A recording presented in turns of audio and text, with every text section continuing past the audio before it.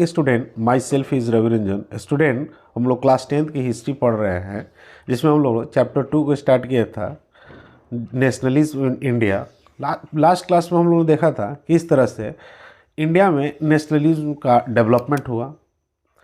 गांधी जी ने जो non cooperation movement start किया था, उस नॉन कोऑपरेशन मूवमेंट का सिटी में किस तरह से इम्पैक्ट पड़ा, काउंट्री साइड में उसका किस तरह से इम्पैक्ट पड़ा, और लास्ट में जब चौरा चौरी इंसिडेंट हुआ था 1922 में, तो गांधी जी ने इसको किस तरह से कॉल ऑफ किया था, ये हम लोग ऑलरेडी डिस्कस कर चुके हैं। आज हम लोग पढ़ेंगे टुवार्ड्स सिविल डिसओबीडिएंट, यानी गांधी जी का जो नेक्स्ट जो नेशन वाइज मूवमेंट जो था वो था सिविल डिसओबीडिएंट। तो इसमें किस तरह से सिविल डिसओबीडिएंट को गांधी जी ने स्टार्ट किया था, आज हम लोग इसको पढ़ेंगे। इसमें कह रहा है कि in February 1922 Mahatma Gandhi decide to withdraw the non cooperation movement. He felt the movement was turning violent in many places and satyagrahi need to the proper trained before would be ready for mass agitations। ठीक है, यानी गांधी जी जो थे 1922 में जो Chaura Chauri incident होने के बाद हर जगह जो है नॉन वायलेंस की क्या होने इंसिडेंट आना स्टार्ट हो गया था, जिसके वजह से गांधी जी को लगा कि अभी जितने भी सत्याग्रही है अभी पूरी तरह से मेच्योर नहीं हुए हैं, इन्हें क्या करना होगा, इन्हें प्रॉपर ट्रेन करना होगा मास स्ट्रगल के लिए। ठीक है, with in the Congress some leaders were now tired of mass struggle and want to participate in elections to the provincial council that had been set up by the government of the India Act 1990 में। यानी कांग्रेस के अंदर ही बहुत सारे ऐसे leader थे जो कि थक गए थे, टायर्ड हो चुके थे इस लंबे सिविल नॉन कोऑपरेशन मूवमेंट की वजह से। तो इन्होंने सोचा कि जो गवर्नमेंट ऑफ इंडिया 1990 में जो प्रोविज़न आया था काउंसिल इलेक्शंस का, क्यों ना हम लोग काउंसिल इलेक्शंस में पार्टिसिपेट करें। They felt that it was the important to oppose British policy within the councils, argue for the reforms and also demonstrate that these councils were not truly democratic।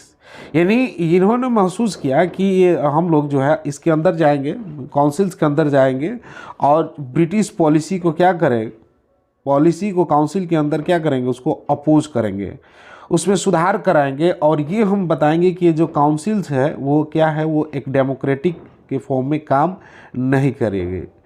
C.R. Das and Motilal Nehru form the Swaraj party with in the Congress to argue the return to council politics.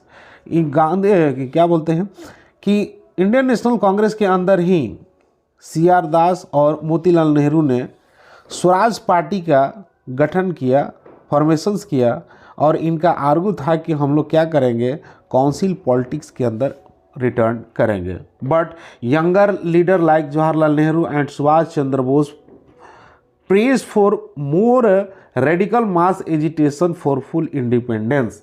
यानी जो युवा leaders Jawaharlal Nehru और सुभाष चंद्र बोस जो है, ये चाह रहे थे कि और ज़्यादा मोर ऑपरेसिव टाइप, मोर रेडिकल या एजिटेशंस के लिए और फुल इंडिपेंडेंस गॉट करने के लिए ये चाह रहे थे कि जो है ब्रिटिशर्स पर क्या करें, प्रेशर्स बनाए। In such situations internal debate and discussion to factor again shape the Indian politics toward the late 1920। यानी जो है इस सिचुएशंस में ही जो इंटरनल डिबेट होना स्टार्ट हो गया कांग्रेस के अंदर, और दो फैक्टर नए तरीके से सामने आए जिसके वजह से जो इंडिया INC का जो इंडियन पॉलिटिक्स जो है वो फिर से अगेन क्या होने लगे, वो रीसेप होने लगे, फिर से लोग मास एजिटेशन की तरफ चल गए। वो क्या सिचुएशन थे, तो जो फर्स्ट सिचुएशन था कि the first was the effect of the world economic depression, यानी जो 1930 में जो वर्ल्ड डिप्रेशन आया था, ग्रेट डिप्रेशन आया था, उस ग्रेट डिप्रेशन का इम्पैक्ट भी क्या था, इंडिया पर पड़ा था। एक्चुअली ग्रेट डिप्रेशन का मेन रीजन था world war one. World war one के टाइम में ब्रिटिशर्स इतने लोन ले रखे थे, इंग्लैंड इतना लोन ले रखा था कि जो है लोन, जब वर्ल्ड वार वन ख़त्म हुआ तो उसको रिपे करने के लिए, या वहाँ पर भुखमरी भी आ गई थी, लोग हंगर की वजह से मर रहे थे, जिसके वजह से उन्होंने क्या किया कि जो है लोन लेकर, और ज़्यादा लोन लेकर बहुत सारे फार्मर्स जो है वो क्या करने लगे, एग्रीकल्चर स्टार्ट कर दिए, जिसके वजह से क्या हो गया कि जो मार्केट में बहुत सारे क्या हो गए, बहुत सारे ग्रेन्स आ गए।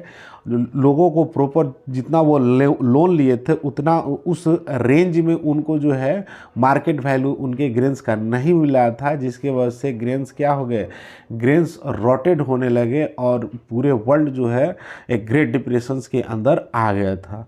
ठीक है, तो उसी ग्रेट डिप्रेशंस का इम्पैक्ट जो था, जो ब्रिटिशर जितनी कॉलोनियाँ बना रखे थे उस पर भी बहुत मास लेवल पर इम्पैक्ट पड़ा था। ठीक है, तो वही पहला जो है वो world economic depression, the agriculture prices began from 1920 fall from 1926 and collapsed after 1930, यानी जो है इसका इम्पैक्ट इंडिया में भी 1926 में स्टार्ट हो गया था, बट फुली जो है जब ग्रेट डिप्रेशन फुली फेज में आया तो इंडिया में भी वो क्या हो गया, वो एग्रीकल्चर प्राइसेस फॉल डैप्स यानी कोलैप्स हो गया था। As the demand of the agriculture good fall and export declined हो गया था, peasant found it difficult to sell their harvest and pay their revenue. वो अब जो भी लोन ले रखे थे हार्वेस्टिंग के बाद ना तो वो टैक्स पे कर पा रहे थे या ब्रिटिशर्स को रेवेन्यू दे पा रहे थे, और ना ही वो जो लोन लिए थे उसको भी वो पे कर पा रहे थे। इसका इम्पैक्ट स्टूडेंट सबसे ज़्यादा 1930 में ही काउंट्री साइड पर पड़ा, जिसका वजह से काउंट्री साइड क्या हो गया, टर्मोल के सिचुएशन में यानी अफरा तफरी का क्या हो गया, माहौल वहाँ पर क्रिएट हो गया। Again against the backgrounds the new Tory government in Britain constitute a statutory commissions under the sir John, यानी जो है इन सब बैकग्राउंड के बाद जो है टॉरी गवर्नमेंट ने, ब्रिटेन की जो नई टॉरी गवर्नमेंट थी उन्होंने क्या किया, सर जॉन के लीडरशिप में एक स्टैच्यूटरी कमीशंस का गठन किया है। स्टूडेंट स्टैच्यूटरी का मतलब होता है, स्टैच्यूटरी का मतलब होता है कि जो है इसका कॉन्स्टिट्यूशंस में कोई भी मेंशन नहीं होता है, बल्कि उसको लॉ के थ्रू ये बॉडी बनाई जाती है, उसी को बोलते हैं statutory body.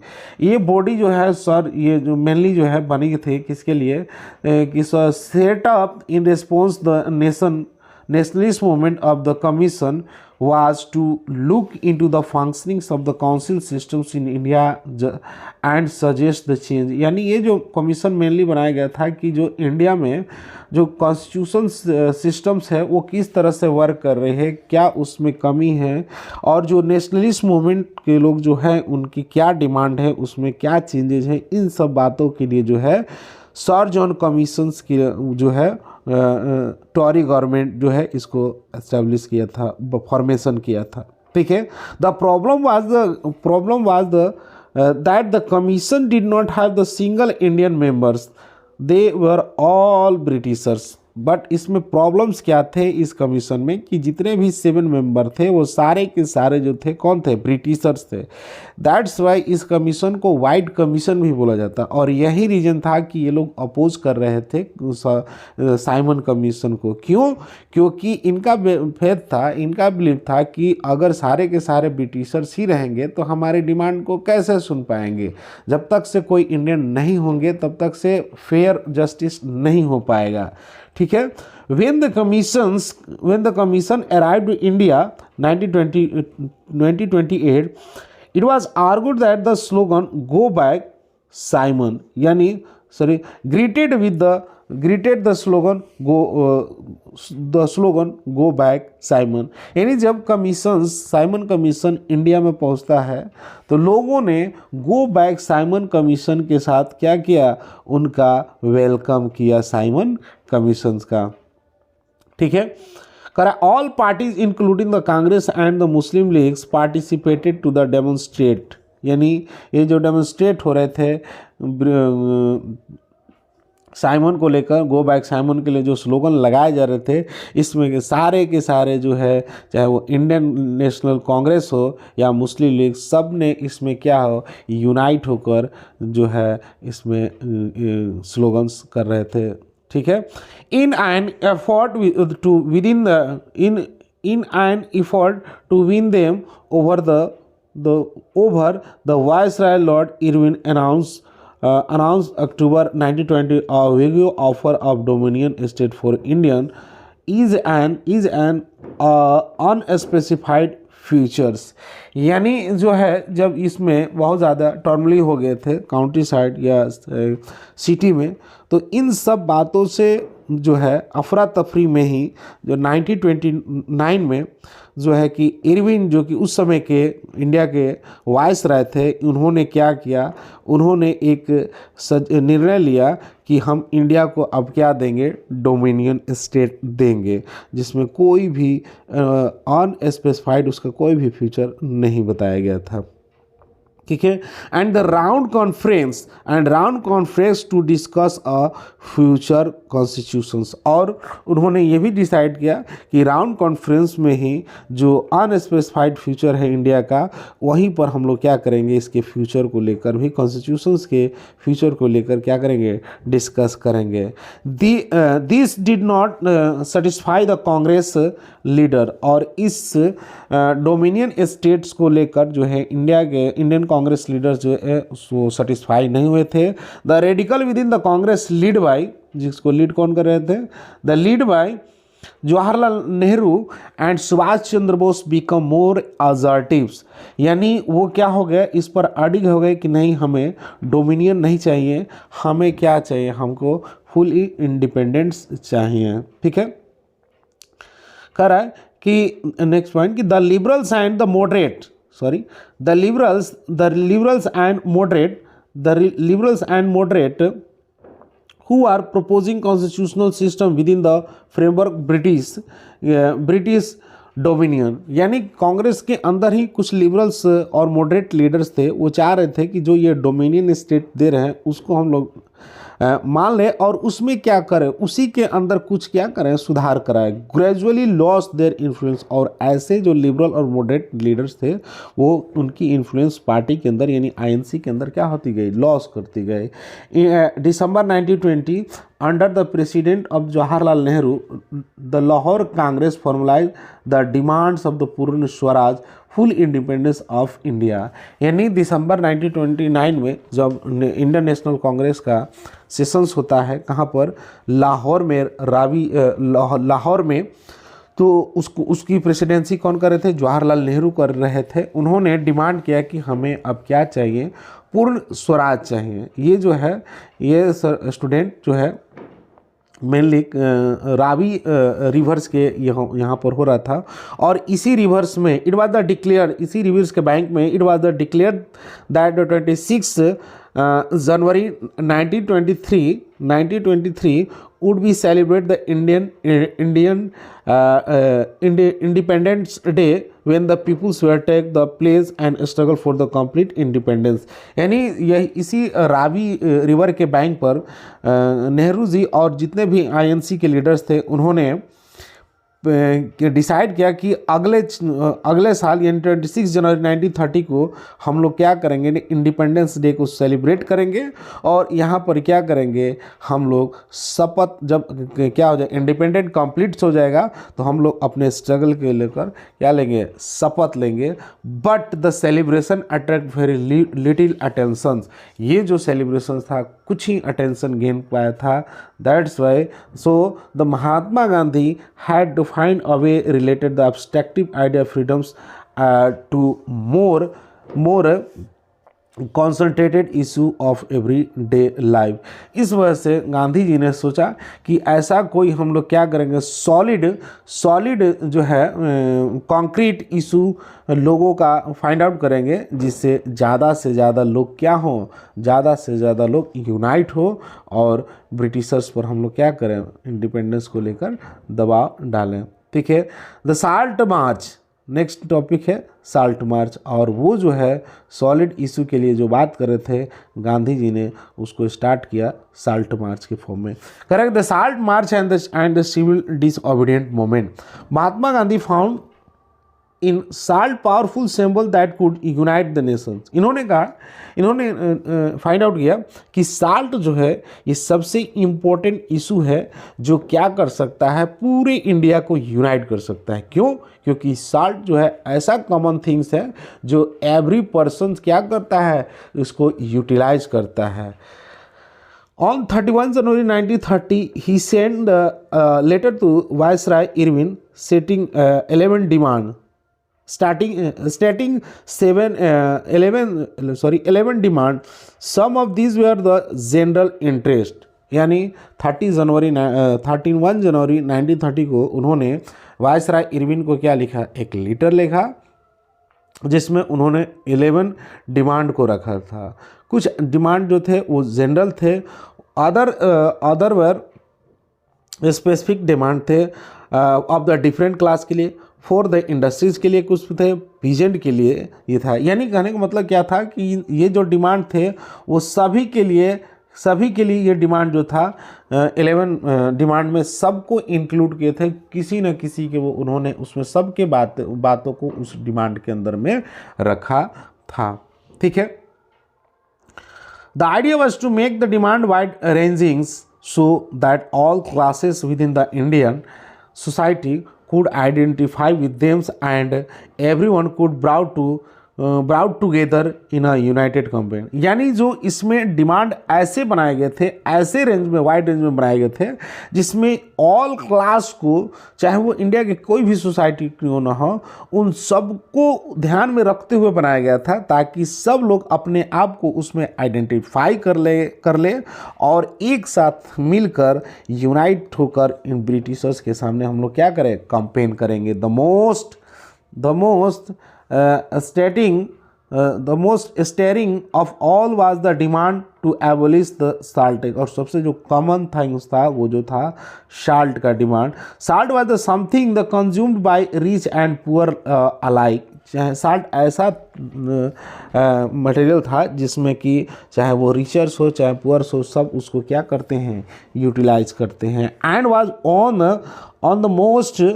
On the most essentials items of the food. और ये जो सबसे इम्पोर्टेंट आइटम था जो कि सबके थाली में क्या होता जाता है, the tax on salt and the government monopoly over the production. और इस पर जो है, इस साल्ट पर जो है ब्रिटिशर्स का क्या था, मोनोपोली था, वहीं बनाते थे, वहीं रेट तय करते थे।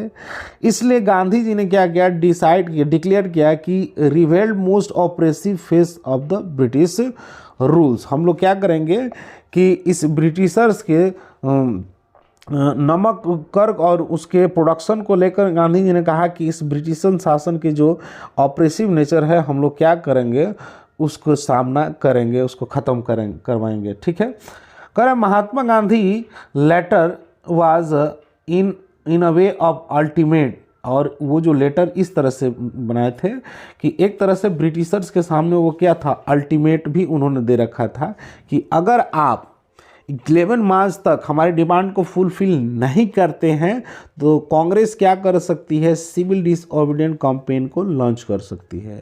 बट इरविन जो था ये इनसे निगोशिएशन करने के लिए अनविलिंग यानी इच्छा नहीं जताया था। So the Gandhi ji start कर दिए थे फेमस साल्ट मार्च। ठीक है, अकॉम्पेंड बाय 78 ट्रस्टेड वॉलंटरी जो थे उनके साथ इन्होंने इस कैंपेन को स्टार्ट कर दिया। The March was over 24 miles. ये कितने किलोमीटर तक चला था, 240 माइल्स वो चला था। फ्रॉम द गांधी आश्रम से साबरमती से स्टार्ट हुआ था और गुजरात के कोस्टल टाउन दांडी तक ये चला था। वॉलंटियर्स जो थे लगभग एक दिन में जो 24 आवर्स में वो 10 माइल्स पर डे चलते थे। Thousands cames to hear Mahatma Gandhi over he stop, यानी बहुत सारे लोग जो थे, थाउजेंड्स लोग जो थे वो क्या करते थे, जहाँ भी गांधी जी रुकते थे उनकी बातों को सुनने के लिए आ जाते थे। और उन्होंने, गांधी जी ने कहा, he told they what he meant by the Swaraj and argue than the peacefully defy the Britishers, यानी इन्होंने लोगों को समझाया कि स्वराज का मतलब क्या होता है और किस तरह से हम लोग को शांतिपूर्वक क्या करना है, ब्रिटिशर्स को हमें डिफी करना है, उसके सामने अपने डिमांड को रखना है। ऑन अप्रैल 6, ठीक है, 6 अप्रैल ही रीच दांडी पहुंचते हैं and ceremony violated the law, यानी वो क्या करते हैं, जो लॉ था साल्ट बनाने का उसको क्या करते हैं, वहाँ से सी से क्या लेते हैं, वाटर लेते हैं, उसको बॉयल करते हैं और ये जो है लॉ को ब्रेक करते हैं। This mark the beginning of civil disobedient, और यहाँ से उन्होंने क्या हो गया, सिविल डिसओबीडियंट मूवमेंट को स्टार्ट कर दिया। How was the movement differ from the non cooperation movement, कैसे अलग था? Peoples were now ask not only to refuse cooperation, यानी ये जो था कैसे अलग था, तो लोग केवल ब्रिटिशर्स को कोऑपरेट करने से मना ही नहीं किए बल्कि बहुत सारे एक्टिविटी किए। क्या किए? With the Britishers as they had done in 1921-22 but also break the colonial soil, यानी वो जो नॉन कोऑपरेट तो कर ही रहे थे, उनको कोऑपरेट कर ही नहीं रहे थे, बल्कि वो बहुत सारे जो कि 1921 में था नॉन कोऑपरेशन मूवमेंट में कि वो उनको ब्रिटिशर्स को कोऑपरेट नहीं करना, मतलब स्कूल कॉलेज जो है इनको छोड़ना ही छोड़ना था। बट उन्होंने उसके साथ साथ जो ब्रिटिशर्स के जो रूल्स थे उस रूल्स को लोग भी, ये लोग क्या कर रहे थे, उस रूल्स को भी ब्रेक कर रहे थे। ठीक है, नेक्स्ट है the salt the thousand in the different parts of the country break the salt law, बहुत सारे लोगों ने क्या किया, कंट्री के डिफरेंट पार्ट्स में जो है लोगों ने क्या कर दिया, साल्ट लॉ को ब्रेक किया। ठीक है, manufactured salt and demonstrate in front of the government salt factory, यानी वो क्या किए, वो लोग साल्ट भी बनाते थे और साल्ट बनाकर जो मैन्युफैक्चर कर रहे थे ब्रिटिशर्स कंपनियां, उसके फैक्ट्री के सामने जो है क्या कर रहे थे, डेमोन्स्ट्रेट कर रहे थे, मतलब कि उनके सामने जो है बनाकर लॉ को ब्रेक कर रहे थे। As the moment spread the foreign cloth boycott होना स्टार्ट हो गया, लिक्विड सोप आर पिक्ड होना स्टार्ट हुआ, पीजेंट रिफ्यूज, पीजेंट जो है वो मना कर दिए, क्या करने के लिए, रेवेन्यू देने के लिए, चौकीदारी टैक्स को नहीं दिया जाने लगा, विलेज ऑफिशियल रिजाइन करने लगे। ठीक है, and many place forest people violate the forest law going into the reserve forest and collect the graze cattle. ठीक है, यानी ट्राइबल्स वाले रीजन्स में जहाँ पर फॉरेस्ट में बैन कर दिया गया था जाने के लिए, वहाँ लोग अब फॉरेस्ट के अंदर जाने लगे और अपने एनिमल्स को के लिए ग्रेजिंग कराना स्टार्ट कर दिया अपने एनिमल को, और वहाँ से फायर वुड के लिए भी क्या करने लगे, वुड कलेक्ट करके लाना स्टार्ट कर दिया। कि worried by the developments the colonial government began the arresting the Congress leader one by one, और जब ये क्या होने लगा, जब स्मूथली ये मोमेंट स्टार्ट हो गया तो जो ब्रिटिशर थे इनको बहुत ज़्यादा चिंता होने लगी, तो इन्होंने क्या किया कि इंडियन नेशनल कांग्रेस के जो भी टॉप लीडर्स थे एक एक करके उनको अरेस्टिंग करना स्टार्ट कर दिया। This led to the violent, चूँकि वो चाहते थे कि किसी भी तरह से क्या हो जाए, वो वायलेंट फॉर्म में आए ताकि इनको रिप्रेस करना ईजी हो जाएगा। यानी when the Abdul Ghaffar Khan devote disciple किसके थे, गांधी जी के क्या थे, भक्त थे ही एक तरह से, वो आज अरेस्ट कर लिया गया। कब? अप्रैल 1930 को। Angry crowd demonstrate in the state of the Peshawar, और पेशावर के लोग जो थे वो क्या हो गए, सड़क पर आ गए, बहुत ज़्यादा गुस्से हुए, facing the arm car and police firing करना स्टार्ट कर दिया। मेनी वर किल्ड, बहुत सारे लोग मारे गए। A month later when the Mahatma Gandhi himself was arrest industrial worker in the Solapur attack, the police post, municipal buildings, law courts and railway station, all structure of the symbolize the British rules। यानी जब गांधी, एक महीना के बाद जो है गांधी जी को जब खुद गिरफ्तार कर लिया गया, तो सोलापुर के जो इंडस्ट्रियल वर्कर थे उन्होंने क्या कर दिया, police post, municipality buildings, law courts, railway station और जितने भी ब्रिटिशर्स रूल के जो स्ट्रक्चर थे सबको तोड़फोड़ करना स्टार्ट कर दिया। फ्रिगेट government respond to the policy of the brutal repression उन्होंने स्टार्ट कर दिया। पीसफुल सत्याग्रही वर अटैक, उन पर भी ये लोग अटैक करने लगे, चाहे वो वुमेन्स हो, चिल्ड्रंस हो, सबको पीटना स्टार्ट कर दिया। एंड अबाउट 100,000 पीपुल्स को इन्होंने क्या कर लिया, गिरफ्तार कर लिया, अरेस्ट कर लिया। In such situation Gandhi once again decide to call up, और इन सब सिचुएशन के बाद गांधी जी ने क्या किया, दोबारा जो है इस सिविल डिसओबीडियंट को बंद करने का यानी कॉल ऑफ करने के बाद कहे, the moment and inter into the pact with in the with Irwin on 5 March 1931, और इरविन के साथ गांधी जी का क्या होता है, 5 मार्च 1931 को मीटिंग्स होता है, इसको by the Gandhi Irwin pact, और गांधी जी का consented to participate the round table conference, यानी गांधी जी ने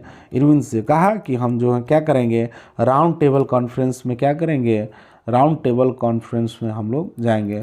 फर्स्ट जो राउंड टेबल कॉन्फ्रेंस हुआ था उसमें इंडियन नेशनल कांग्रेस ने बायकॉट किया था, ठीक है। In London the government agreed to the release the political prisoner, और उन्होंने ये क्या कहा था, प्रोमिस किया था कि हम लोग क्या करेंगे, जो भी वो 100,000 जो पीपल्स अरेस्ट किए थे उन सबको रिलीज कर देंगे। इन दिसंबर 1931 गांधी जी वेंट लंदन, यानी जब ये गांधी जी जाते हैं London for the conference, but negotiating broke down and he return disappointed. Actually इस सेकेंड राउंड इस राउंड टेबल कॉन्फ्रेंस में B.R. अम्बेडकर जो थे वो तीनों के तीनों 3 राउंड टेबल कॉन्फ्रेंस हुआ था, जिसमें तीनों पार्टिसिपेट किए थे। क्यों? क्योंकि राउंड टेबल कॉन्फ्रेंस बुलाया जा रहा था किसके लिए, जब ये डोमिनेंट स्टेट की बात बोल रहे थे तो उसमें बोला गया था कि जो भी कॉन्स्टिट्यूशंस का फ्यूचर डिस्कस करना हो उस राउंड टेबल कॉन्फ्रेंस में ही डिस्कशन होगा, जिसके वजह से जो है B.R. अम्बेडकर भी गए थे, क्योंकि उनको लग रहा था कि उनके जो भी लोग हैं उनको क्या हो रहा है, उनको कुछ जो है दिया नहीं जा रहा है। जैसे कि 1999 और 99 में जो है सबको रिप्रेजेंटेटिव सेपरेट इलेक्टोरल सिस्टम मिल रहा था, तो इनको भी ये भी अपने डिमांड किए थे कि हमें भी क्या होना चाहिए, हमें भी सेपरेट इलेक्शन लड़ने के लिए क्या देना चाहिए, परमिशन देना चाहिए। बट गांधी जी ने बोला कि नहीं, मैं इसको अलाउ नहीं करूँगा, क्योंकि अगर मैं ऐसे अलाउ करूँगे तो ऑलरेडी हमारे इंडिया डिसइंटीग्रेटेड हो जाएगा, इससे और ज़्यादा डिसइंटीग्रेटेड हो जाए। इस वजह से गांधी जी है क्या हो गए, वो बैक आ गए, बीच में ही वो कॉन्फ्रेंस को छोड़कर आ गए। ही discovered that the government had begun a new cycle of repression, यानी जब वो वापस आए तो देखे कि ब्रिटिश एक नए तरीके से क्या कर रही हैं, जो है लोगों को रिप्रेस कर रही हैं, दबा रही। Ghaffar Khan and Jawaharlal Nehru are both in jail में थे। Congress had been declared illegals, इसको क्या किया, इलीगल डिक्लेयर किया। And series of the major had been impose to the prevent meetings, ठीक है।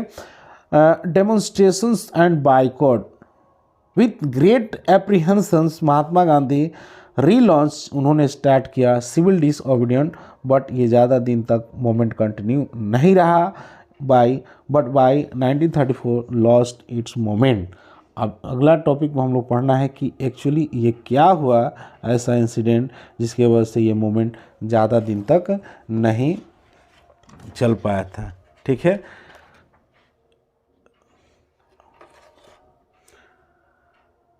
स्टूडेंट इसको हम लोग अगले क्लास में पढ़ेंगे, तब तक के लिए जय हिंद।